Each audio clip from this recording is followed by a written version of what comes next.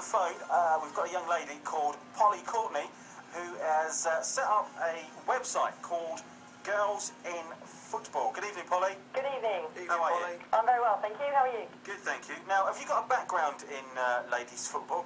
I have, in that I play it. Not to any great standard, but I've been playing for a few years now. Okay. And what made you have the insight to do a website for girls' football? Is it because there isn't any? Yours is the first one, isn't it? Well, basically, yeah. I mean, I was looking around about a year ago. I can't even remember what I was looking for. Probably results from the league or like another team to play in nearby, that sort of thing.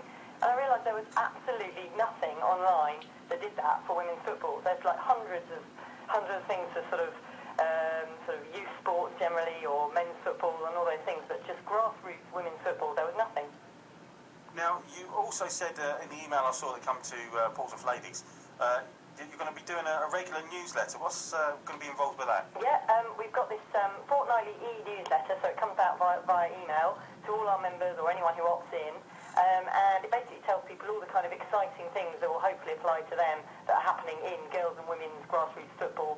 So things like tours, tournaments, anything, events in various areas, news right down from kind of Premiership, what are Arsenal ladies doing, all the way down to grassroots kind of, this team got kind of £8,000 sponsorship this month from, this. So all the way down and all the way across, like anything to do with women's and girls' football.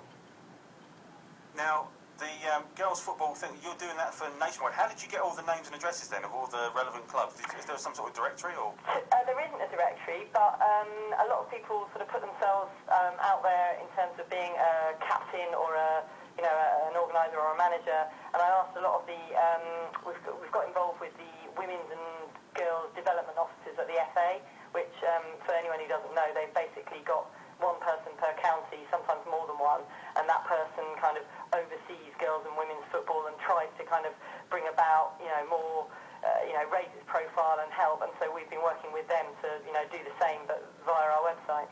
Now, our question tonight is diving in football. You obviously play the game, watch the game. Do you think that's filtered down into grassroots girls' football, ladies' football?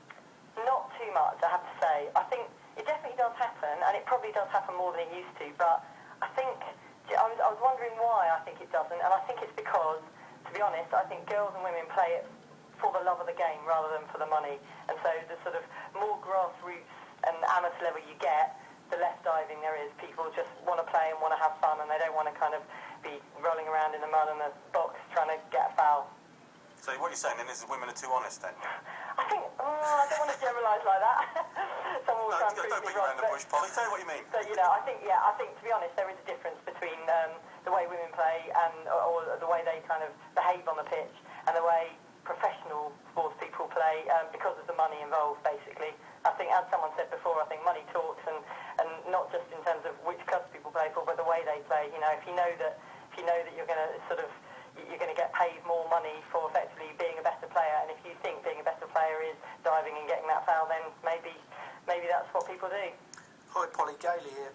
Hi. Polly, obviously, you have different levels of the ladies' football. Do you think then that obviously diving with the top end of the league, I think that's Arsenal ladies and teams like that, do you think it's more likely to creep in at that level? I think it probably is, yeah. I haven't really seen much evidence of it. I've seen a bit of evidence of unwarranted violence in the women's football game. Sure. Have you seen the video of Elizabeth Lambert going round? Yeah, the girl who the hair knocking, pulling. the hair puller and kicking from behind and Yeah. pulling over, yeah. That's the first Anything to example get a result? That's properly violent. I think she's been banned indefinitely from playing football, which is not a result for her. But that's the first example I've seen of really properly violent and unwarranted, bad play. But I think it probably does creep in. The more money and the more there is at stake. Now, as I said, we started off this by saying you set up a website for, is it called Girls in Football, isn't it? Yeah, girlsinfootball.com. So it's www.girlsinfootball.com. Yes, that's the one. And it's online now? Yes. And if people want to subscribe to this, they just go online. And how do they get the newsletter? Yeah, and when you sign up on the website, it's a really easy, simple process. Basically, you kind of name in your email address, and it's pretty much as basic as that. And there's a little box you can tick saying, I want to, get the fortnightly newsletter. So just tick that, and away you go. Right, so, Polly Courtney, thank you for joining us this evening. We will get in touch with you throughout the season as well and get your thoughts on some different points of view. Thanks. Thanks a lot, Polly. Thank you, Polly. bye-bye.